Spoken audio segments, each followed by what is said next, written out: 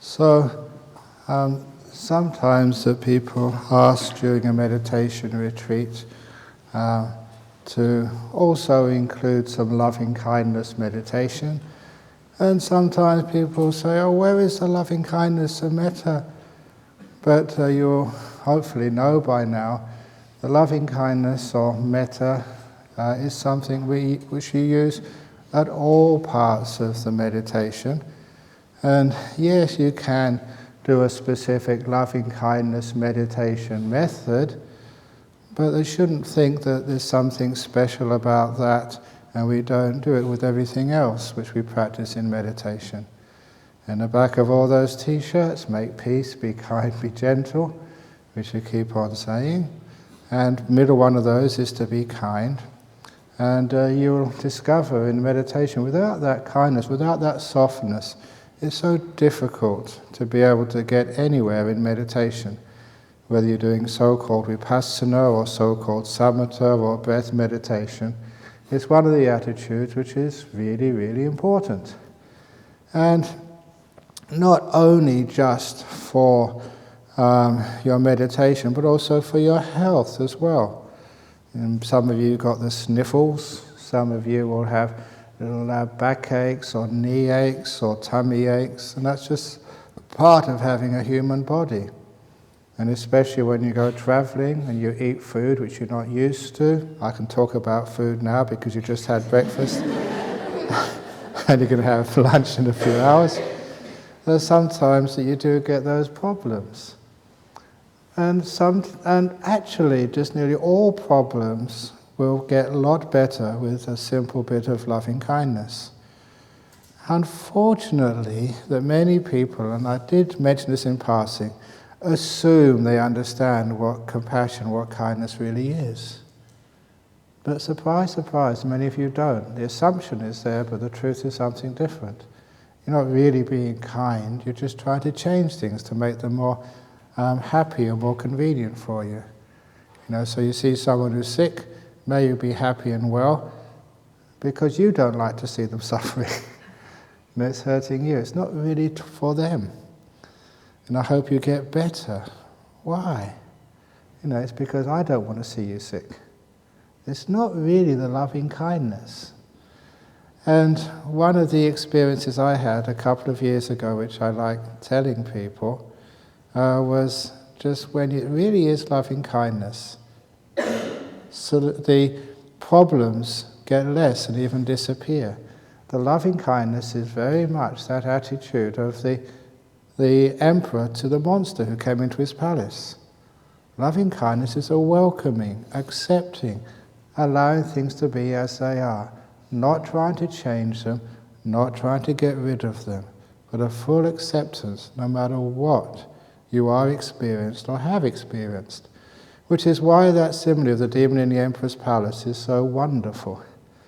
And I was saying in interviews, I probably might have said it in one of the stories, or one of the questions, answers to the questions in the evening, that part of the influence which I have is not just in the Buddhist community, but also in the psychiatry community in Australia. And there is one particular group called ASSETS here in Western Australia. It's the Association of the Survivors of Torture and Trauma, because there are many migrants come into this country, and some of the people who come into this country come from war zones or places of conflict, and they have been brutally raped and tortured, to a degree which, when you hear just even a portion of their stories, want you to close your ears, because it makes your skin creep. What one human being can do to another. And they invited me to go and talk to their staff and everybody some years ago. And when I asked, as I normally do, "Why did you invite me?" And they said, "Don't you remember us? Half the staff here come to your talks on a Friday night." And the director was telling me that she got her permission to be in that position as director or leader or whatever she was in that organisation because of the degree which she got from university. But she said all the practical stuff she gets from my talks, the stuff she uses every day.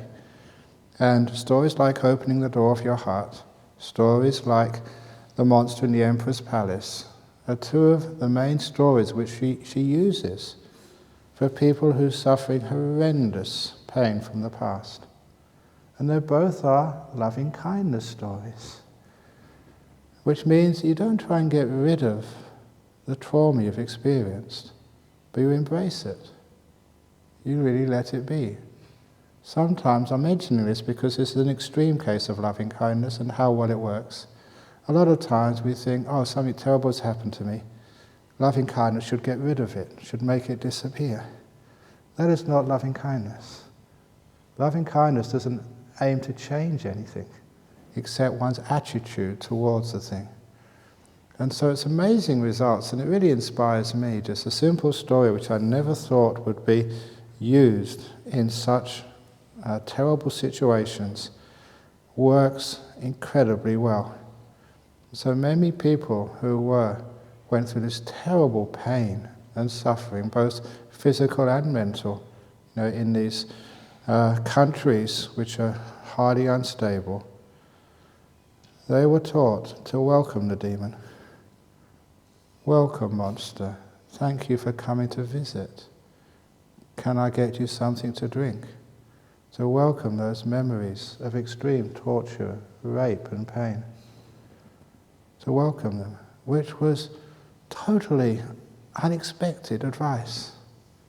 But when they did that, the whole scenario changed.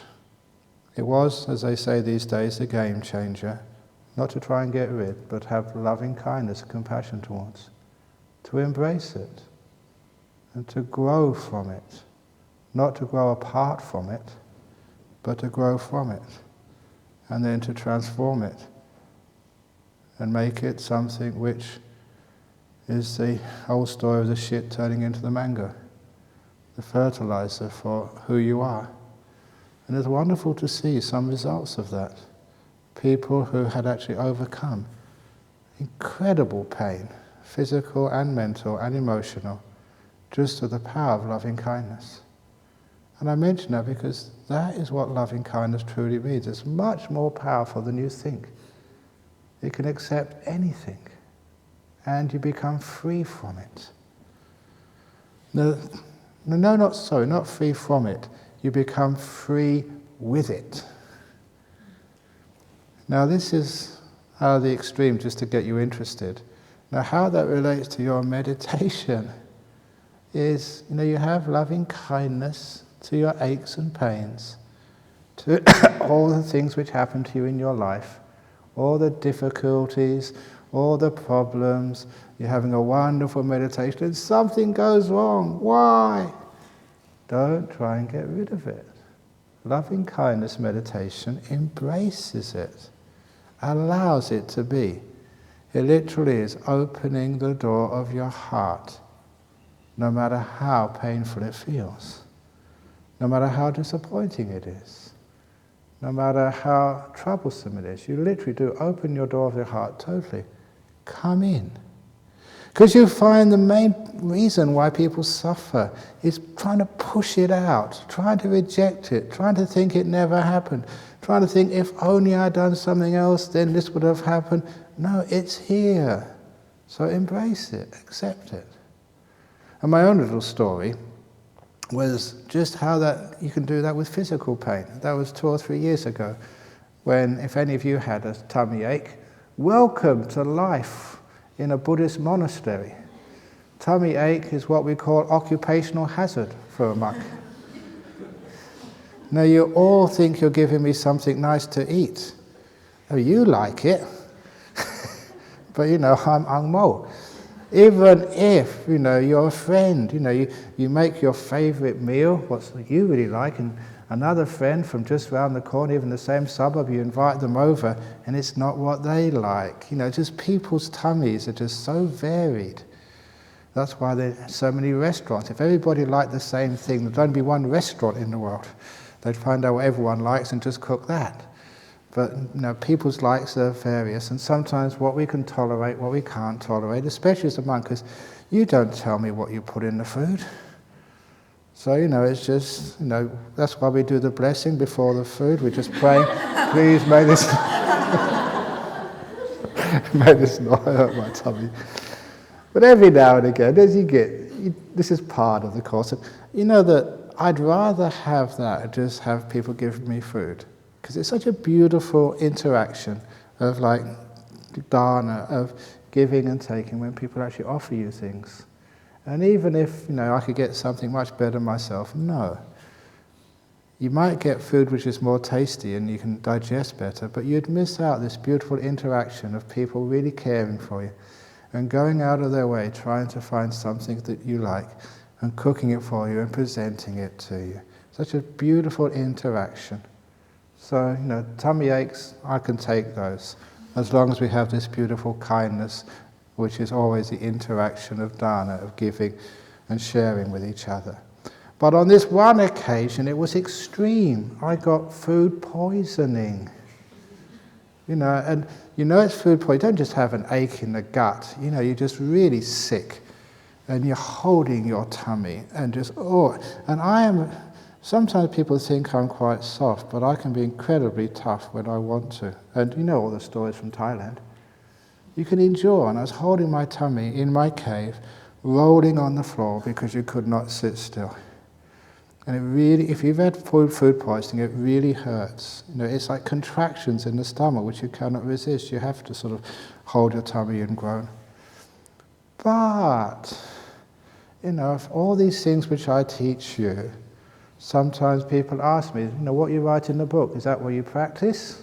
Or you just write it and invent it? You have to practice it before you can teach it to others, but sometimes you do forget. And so I was rolling around there, holding my tummy, and then I thought, what would I tell other people to do? And that's when I said, loving kindness. So instead of holding my tummy and trying to get rid of that pain, I think I was laying down. I just lay down and just gave 100% loving kindness to that agony. Which is, again, opening the door of your heart to it. Not trying to get rid of it. Allowing it to be. Having the attitude it could hurt like that forever and it will be okay. And I'd accept it. I'd embrace it. Now when you do things like that, straight away the mental tension disappears. Which I said last night is 99% of the pain. Is I don't want this, I don't like this. But the other thing which happened, which was surprising but very beautiful, because I was very aware of the pain, I gave it that little bit of kindness, letting it be. I clearly perceived the intensity of the pain get less. It was relaxing, only a tiny bit, but it felt a little bit less agonizing. So I continued giving it this loving kindness, and it got less and less and less. And I did have a clock in my room. It just took 20 minutes, that's all, of loving kindness, pure 100% unadulterated, no GM additives, organic loving kindness. And then the pain had totally gone. And it was miraculous. That you had aches and pains in the tummy, real big, strong ones, and then there was nothing there. You were just normal again. So got up and meditated and did whatever I needed to do. But it was fantastic, to see just how powerful compassion could be. You can relax a part of your body so much that doctors will say that's a bacterial infection, isn't it? Food poisoning. That bacterial infection, which was real, it wasn't a small thing, it was a huge thing. And how it can just totally dissipate in 20 minutes without any medication, just through giving it kindness and relaxing the whole thing. And afterwards I told people, look, you try that, and if it works, then what you've just done is loving kindness. It's real compassion. If it doesn't work, it means you're not doing compassion. It's a test, so you know what this compassion and kindness really is. You may think you know what compassion is. You may apply that to an ache and pain or difficult situation. It doesn't do anything, because it's not compassion. If it really is compassion, true letting go, embracing, opening the door of your heart, being kind, you'll find being selfless, you'll find things do relax and they disappear. And afterwards I sort of imagined, being a little bit of a scientist, so if that was a bacterial infection, where have the bacteria gone? Because my tummy was fine and it never came back. You couldn't have killed the bacteria through loving kindness like antibiotics do. So I imagined I had the solution, the insight. I imagined that in my guts, all those little bacteria, they've got lots of little, what are they called? Those little appendages. They'd all crossed their appendages and they're all sitting quietly in meditation in my gut instead of causing havoc. I imagine that's the only solution I got to why the bacteria weren't causing inflammation and stuff. But it certainly did work. And it reminded me just what this compassion truly is. If it really is compassion, the effects of torture and trauma disappear. The agony in your gut disappears. The problem in your meditation disappears, whatever that problem is. Which is why an antidote to every hindrance that ever was or ever will be will always be kindness. So much so that when I'm meditating, you might get into quite a deep state of meditation, but you're not in the jhanas yet, and you get a deep state of meditation, but it's not progressing. And many people ask me that question, and this is what I do. I just check my kindness, my metta level. And all I need to do is just tighten up, not tighten up, but enhance the kindness. It's okay. Doesn't matter. The door of my heart's open to you, whatever I'm experiencing. That sort of attitude. And as soon as I give that tiny bit of kindness, the meditation always takes off. And it showed me just in all the experience I have as a meditator how important that is. And how a lot of the problems in meditation is because you neglect the kindness. You always want to get somewhere, do something, get rid of things, instead of literally opening the door of your heart to this moment. And this is such an important teaching that I also developed the way of meditation, not really a way of meditation, but a description of the path of meditation. You've all heard this before, of the 1,000-petal lotus. Now, a lotus is closed at night.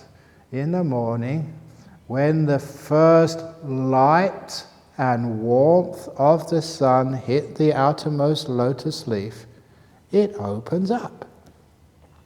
Because it opens up, the next layer of petals can now receive the light and warmth of the sun, so they too can open up, allowing the second layer of petals to receive the warmth of the light of the sun, and that opens up. And so the third, the fourth, the fifth. That's how a lotus opens up.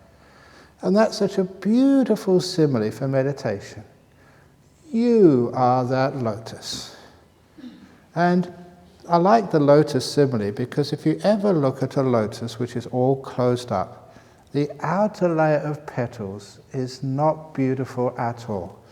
It's serrated, it's rough, it's usually dusty because it has to take all the weather. And if you did not know a lotus, if you look at that bud of a lotus, we've got an open one there but not a closed one. If you look at that closed bud of a lotus, no one would ever expect the beauty and fragrance and subtlety of the colours inside. Just like you. A lot of times, the only the outermost layer of petals of your lotus called your body and mind. You think, not me, I can't get into jhanas. No way there's anything so beautiful and fragrant and serene inside me. But what happens in meditation? You open up. And you find in each one of you little lotuses sitting in front of me. In each one of you got the most amazing, fragrant, beautiful, blissed out petals. You just need to open up, that's all. And how do you open up? The lotus opens up because of the warmth and the light from the sun. You open up because of the warmth of compassion, the light of mindfulness. What I keep on saying is kindfulness. So if you're aware and kind, you open up. And that's such a beautiful thing to watch, the opening of a lotus. You're aware of what's going on, and you're kind to this moment. This is the real loving kindness. The door of my heart is open to this old body of mine, with a nose which has hay fever, which legs which are aching, which a body which is burping, with a backside which is, what. We're talking about that a lot the last few days, especially with that joke of that old 98-year-old lady. So now I'm looking at anyone who does this, and I know exactly what you're up to.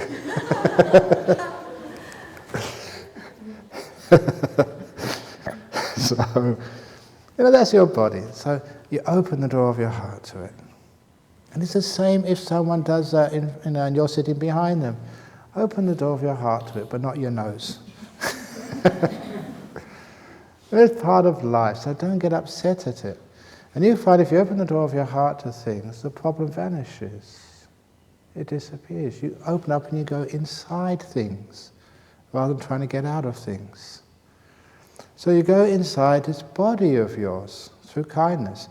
Through kindness, the body relaxes. And because it relaxes, many of the aches and pains which actually stop you being still vanish. You don't get rid of aches and pains by force. You don't say, okay, I'm going to sit here on this floor, it doesn't matter, even if I get sick, even if it really hurts, I'm going to sit here and I'm going to go through pain. There's one of my friends I grew up with as a monk in Thailand. He decided to sit through pain. So there he was sitting meditation in Thailand. His knees were aching. His knees were in agony. His knees were exploding, but he wasn't going to give in.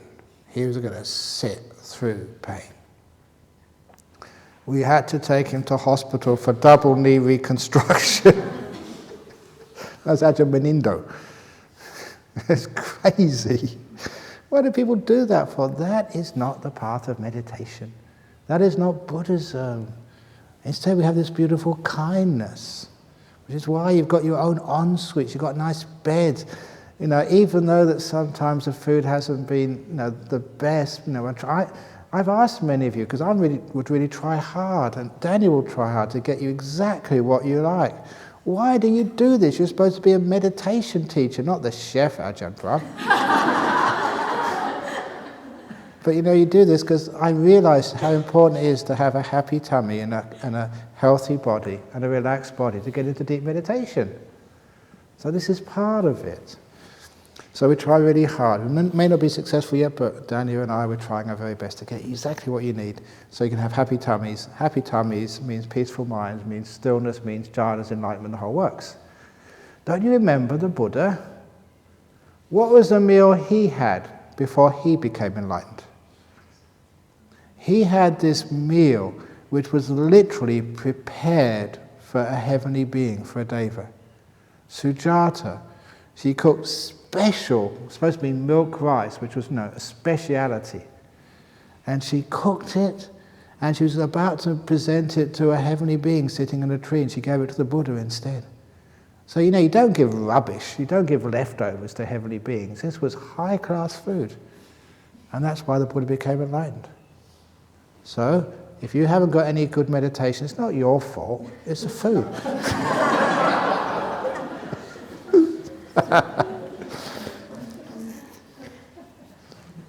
So, you're being kind to your tummy. You're being kind to your body, and then your body relaxes. That's also why we encourage people to sit on chairs. Please be kind to your body. It's got to last a long time. If you're kind to it, that's why we have aircon here, we're trying to make it warm enough for you, but not too warm. Why we have lots of blankets, courtesy of SIA. We have all these wonderful things here, so please make use of them. Because when you're kind to your body doesn't cause you any problems. It vanishes. Just like I was kind to my gut, and all the pain vanished. And then you could be peaceful, you could meditate. So you're kind to the body. Now be kind to your mind. Give loving kindness, even to the past and the future. If the past wants to come up, don't go say, get out of here. Ajahn Brahm said. No past, no future, be in the present moment. Okay, Ajahn Brahm said that, it's on the tape. Is that working yet? Okay, why not? Maybe you're not being kind. So you can tell the past, okay, I'll be kind to you. It's okay, if you want to come up, that's fine by me. Sometimes they call that reverse psychology. If you're kind to the past, it doesn't want to bother you anymore. You're a waste of time, it's going to go and bother somebody else. If you're kind to the future, it doesn't bother you. It's an amazing thing what happens with kindness. There was this one monk, it's Ajahn Lee, one of the great stories of loving kindness. He was one of the forest monks, and when he was wandering through Thailand, he came to a village, and you would always check in with the village headman, in the afternoon before you stayed anywhere, just to make sure that he knew what was going on, and that you weren't a thief or a spy or something, and also so the village would be able to prepare something for your alms food the next morning. And many villagers were very keen Buddhists, and so if they saw a visiting monk, after their evening meal, they would come and listen to a Dhamma talk from them. And so he checked in with the village elder, and they took him to a nice place where he could sit meditation. So he sat at the root of a tree, and they went off for their, finish off their duties and have their dinner, and they said, we'll be back in a couple of hours to hear a Dhamma talk. And so he sat down at the root of a tree. In Thailand, just like in Singapore, you've got to choose your tree. The tree he chose was not a good choice, because he felt after 5 minutes a red ant walking up his leg and biting him, and then a second, and then a whole stream. And then there were hundreds of these red ants crawling on him, biting him, and they really hurt. But he was a monk, a tough monk, a disciple of Ajahn Brahm. He just sat there. And the next thing he knew, he was running away. It's amazing how mindfulness works. Just like, when a thought comes up, before you know it, you're somewhere else. And he didn't know how he got up from their tree, but now he knew he was running away. And so he stopped himself and he thought, no, I'm a monk, disciple of the Buddha, I shouldn't run away. And he looked where he'd been sitting, it was swarming with red ants. So he went back and sat on his cushion, right in the middle of this swarm of biting, vicious, pathological, homicidal ants. No, it's not pathological, psychotic, psychotic ants. And they were biting him like anything. But what did he do? The door of my heart is open to you, ants. You can bite me as much as you like. There's plenty of skin there, just leave me a little for myself. And what happens? As usual, the number of ants biting him got less and less, until there was only 1 or 2 biting him, and then even they stopped. And he could feel all the ants walking down his legs, until the last one left his body. No more ants on him. And he just carried on in this beautiful loving kindness meditation for a couple of hours. And I told you that if you want to wake up in the morning, just don't need to use the alarm clock. Tell yourself, I'll get up at 5 o'clock. This is what monks do, or lay people do if they get deep meditation. They tell themselves how long they want to sit meditation for. So he said 2 hours because the lay people were coming. So he timed himself without any clocks, and after a couple of hours he came out of meditation. But he kept his eyes closed because he could hear the lay people coming. And he opened his eyes and he saw them dancing. So this is a very strange custom, for when Buddhist Thai people come and visit a monk to dance in his presence. And then he realized what the dance was. It was the psychotic, homicidal red ant dance. Because there was literally millions of them surrounding him. And as they came close, they were biting all these lay people. But he said, around him, there was this circle, 1 meter diameter, or 1 meter radius, a no man's land. The ants had been protecting him all this time. Thousands. None of them were actually on him. You could see a circle all around him. That's where they started. That's what happens when you have loving kindness. Even the animals protect you. And that's actually how we got into beautiful meditation as well. So you don't have to worry about anything with loving kindness. You are protected, full on. So when you do a bit of real loving kindness, not only does your body relax, but you get protected. And if there are any disturbances, someone bangs the door. Oh, isn't that wonderful? Someone's coming in to meditate. Sadhu, sadhu, sadhu. May you have a wonderful meditation. Or they bang the door as they go out. Sadhu, sadhu, sadhu. Someone has just finished a wonderful meditation. You know, that's what happens when you have loving kindness meditation. Your whole perspective changes. And instead of, just getting upset, you have this beautiful kindness and acceptance to everything. And even if someone does move their bottom and let off some wind, oh, isn't it wonderful? They must feel so much better after letting go of all that pressure inside the intestines. You have this beautiful attitude, which means you don't get negative. So all those things which disturbances for you before are no more a disturbance at all. They're accepted. And that's just the external disturbances. They don't disturb you anymore. The crows. Oh, it's so natural to hear the beautiful sound of the crow. Ga, ga, ga. Well, the other crows like it. So this is how loving kindness overcomes the external disturbances as well. It's what Ajahn Brahm meant. It's not the sound disturbs us, it's we disturb the sound. In other words, we react to it with negativity. When we have this beautiful loving kindness, the door of my heart is open to everything. The door of my nose is open to every smell.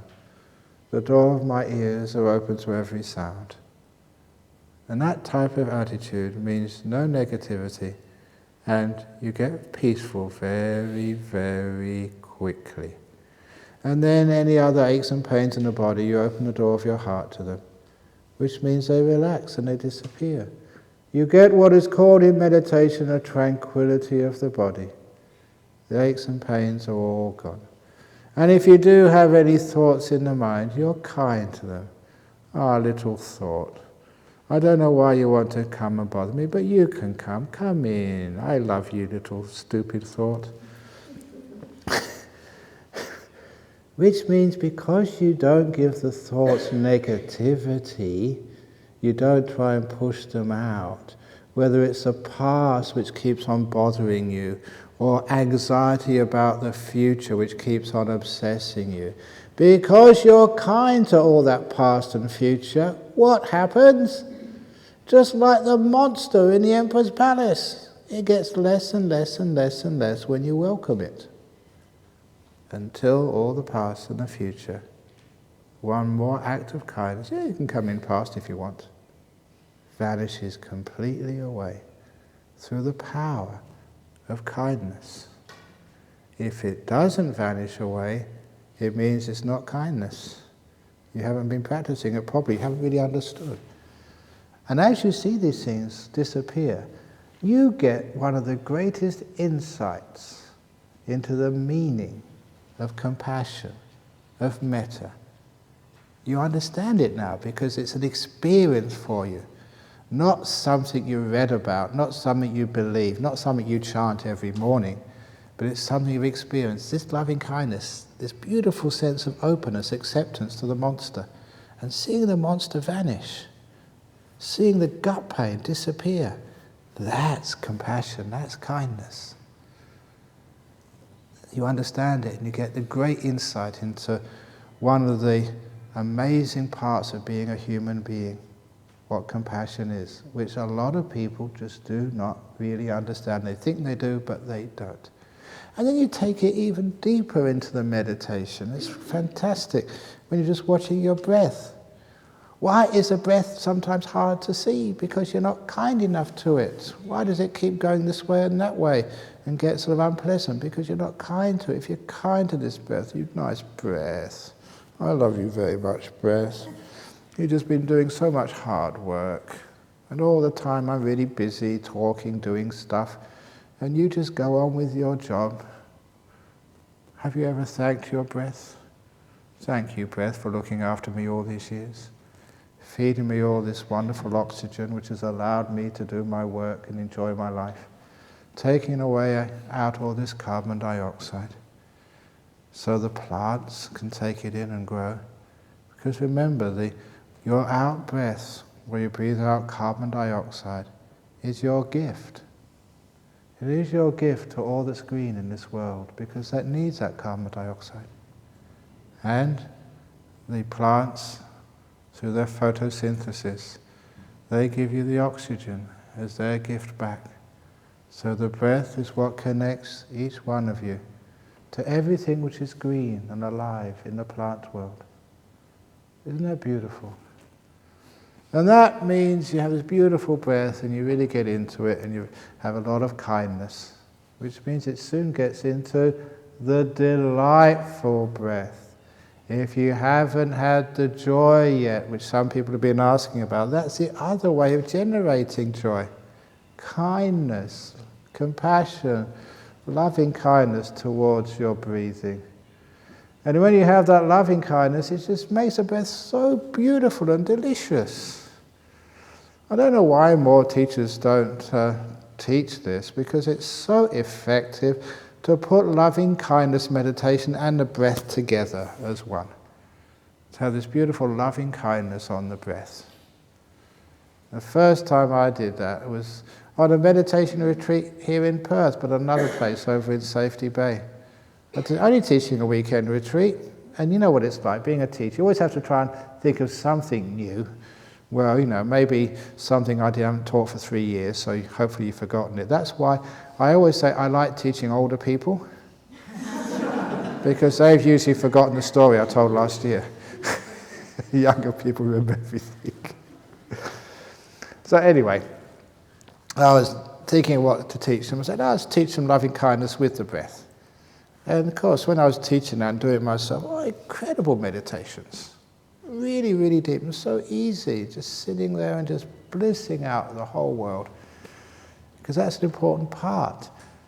I'm talking about, just going even deeper now, of these nimittas and these jhanas and stuff. When I think, someone I think may have been Angie, told me to have a look at this video interview of this, I think, Indian lady who had a near-death experience, and she wrote a little book about it. What was her name? Yeah, okay, yeah. Her. And this is so similar in some senses to the jhanas, because she went to this beautiful light, went to this realm of pure love, where she just totally immersed and vanished in this incredible, blissful, pure love. And now that's like a jhana experience.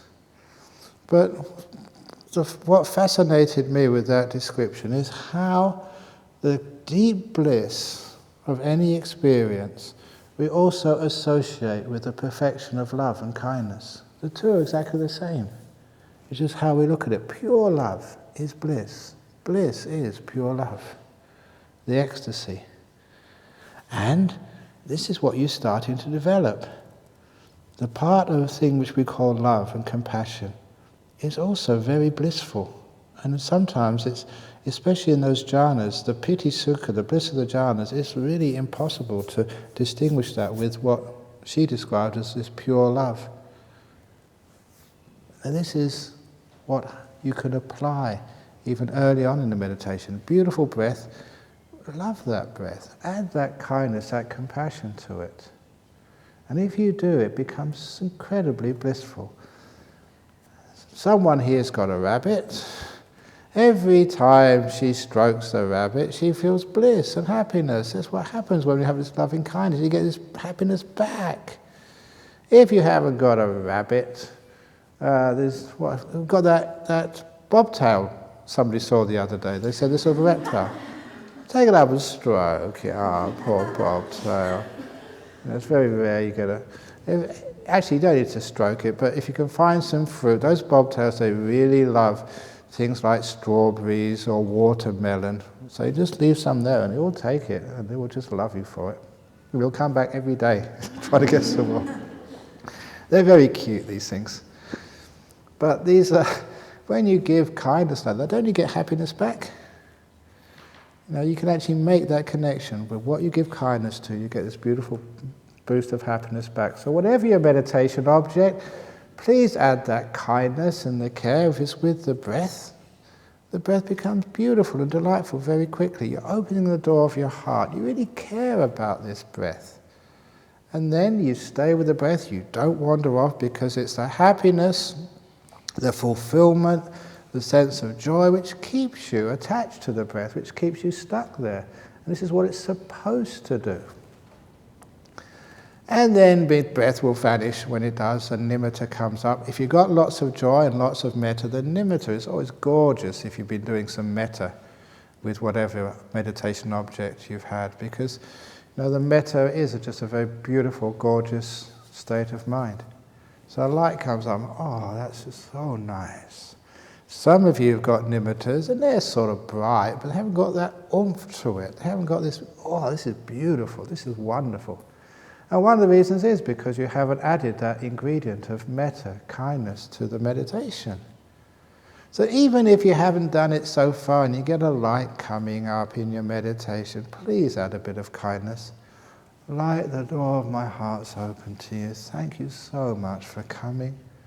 I really appreciate you. Whatever it is, that sort of attitude. You don't say those things. It's like subverbal. It describes an attitude you have if a light appears in the mind. You totally embrace it with this respect and kindness. And then you find that light becomes bright and brilliant and beautiful and ecstatic. And once the snowball effect happens, it gets bigger and bigger. Then you're off and you soon get into very, very deep meditations. Simply because you've got a beautiful nimitta to watch.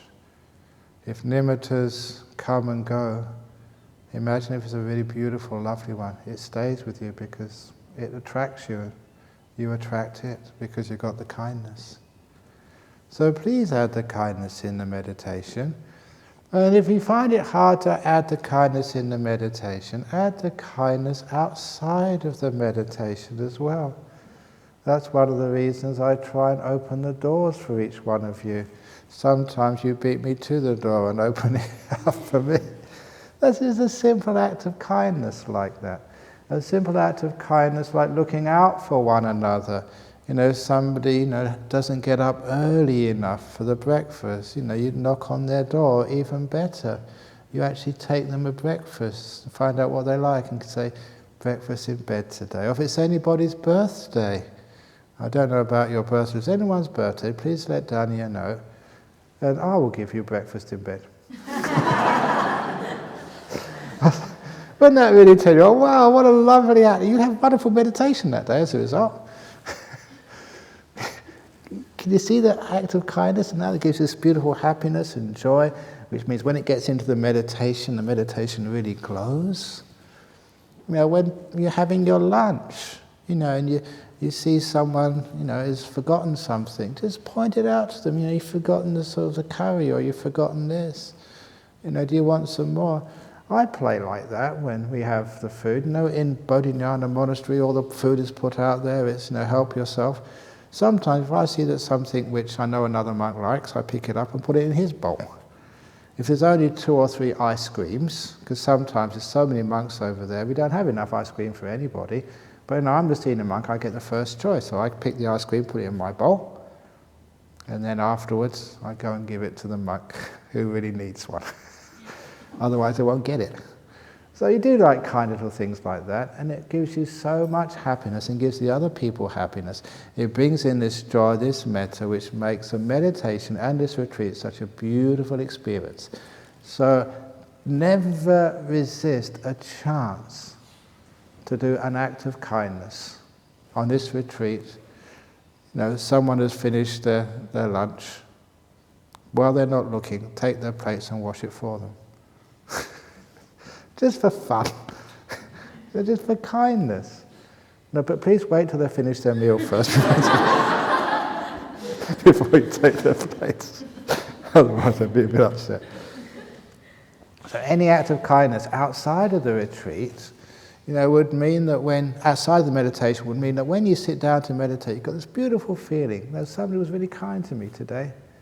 And it makes you feel so good that you start meditating and you soon get into very deep meditations. So the meaning of this morning talk is never ever underestimate the power of kindness for your physical health, for relaxing the body when you're sitting in meditation, for making sure that you're warm enough, you're comfortable enough. It's really important. Don't think you're a tough guy. Even the Buddha he got a big cushion of grass when he sat under the Bodhi tree. Have you ever seen Bodhi trees? Those fig trees? All those knobbly roots?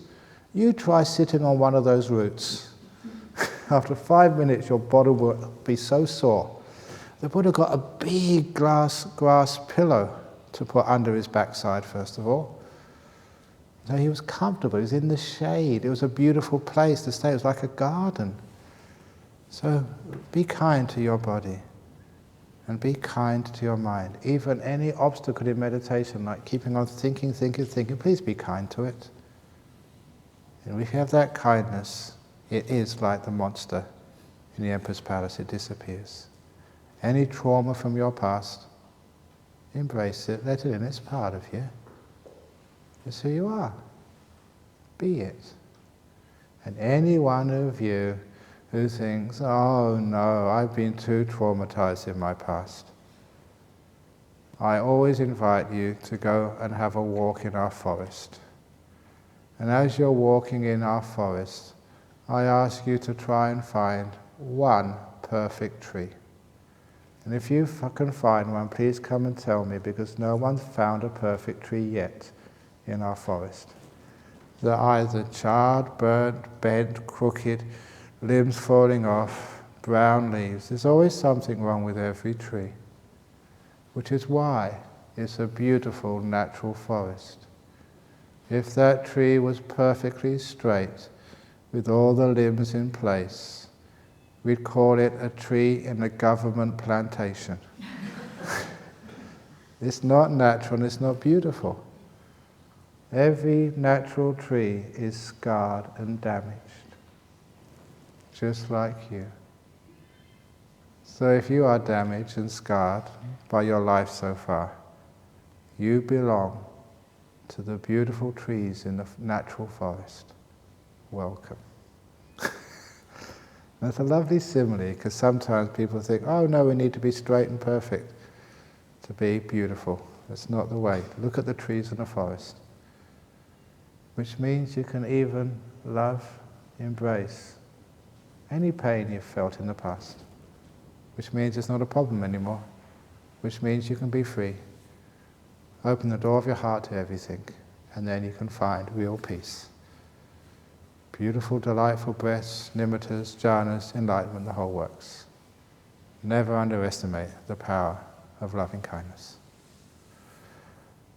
At the end of the retreat, as usual, I'll do a guided loving kindness. But I think that's a bit fake, the guided loving kindness. I like the loving kindness all the time, with everything you do.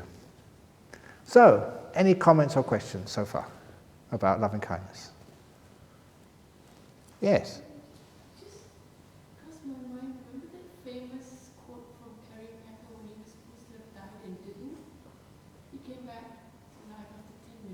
Yeah. He was asked, what did you see? And he said, there's nothing there. Yeah. You know why that's the case? That is because that was answered by some research which was done by Professor Pim van Lommel. He was a professor of medicine, I often quote him, a professor of medicine in the Netherlands.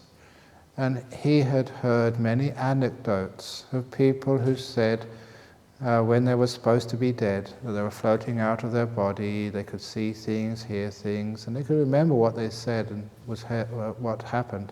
They were floating out of their body, going towards a light. And the classic what's called NDEs, near-death experiences. And he wanted to give this this idea, some strong scientific footing, or just he wanted to prove whether it existed or not. And he was in a position to do so. He was the head of cardiology in 3 hospitals, I think, in the Netherlands. And his sample group were every patient who went into those hospitals under cardiac arrest, I think over about 1 or 2 years. And those who survived, he gave a questionnaire to see if they had these near-death experiences. And the strange thing, which was unexpected, was that the only ones who had NDEs were the ones who were not only under cardiac arrest, but whose brain had stopped working as well. So it's not everyone who has a cardiac arrest and so-called dies. No, not for 10 minutes. It's those people whose brain totally stops working. So it's not everybody has it, but if your brain stops working, if you're literally brain dead, and then it comes back again, then you usually have them. So I don't know him, but it's probably, you could assume that his brain was still working. The cardiac arrest didn't last that long.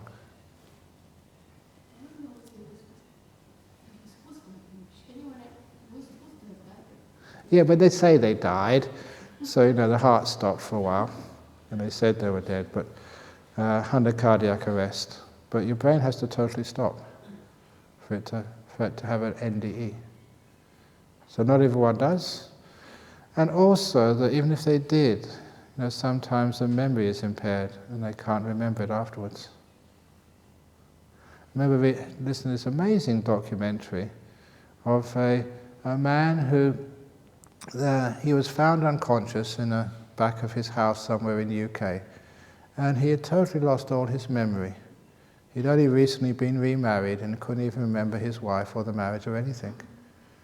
And it was such a devastating to have the whole memory wiped out. He still had the memory of how to speak and how to do arithmetic and stuff like that, but it's a memory of people and places that totally vanished. And no one knew why, until they had a hypnotist. The hypnotist regressed him and found out exactly what happened, because under hypnosis he had perfect recall of everything. He'd been in the shed in the back of his house when the old telephones, not the cell phones these days, the telephone rang in his house, and he rushed out of the shed to answer the phone and banged his head on an open shutter of the workshop. And that literally knocked his memory out. And they gave him the post-hypnotic suggestion, when you come out, you remember everything again. But when he came out, he couldn't remember a thing. Under hypnosis, he could remember his wife, former wife, and everything, and how he had the accident. But outside, he couldn't remember anything. It's amazing the way the memory works. Sometimes these things happen, but we don't remember them. But I think it's more than likely that Mr. Packer, he didn't have it long enough for his brain to stop to have the NDE. 10 minutes maybe not long enough. Yeah, just unconsciousness, yeah. But many people have those. Yes? So the book that said Angie, I'm not sure whether it's the same Indian lady. She's still I think so, yeah. In Hong Kong. Yeah. She died of cancer. Yeah.